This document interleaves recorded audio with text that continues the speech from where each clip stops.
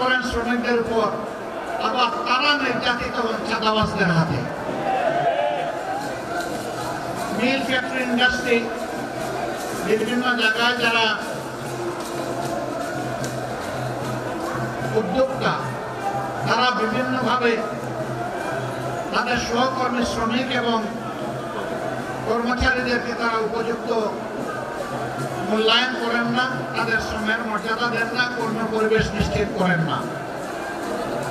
এটি হচ্ছে বাস্তবতা। আবার আরেকটা বাস্তবতা আছে, তারা যেমন নির্যাতন করেন শ্রমিকদের উপর, আবার তারা নির্যাতিত হন চাঁদাবাজদের হাতে।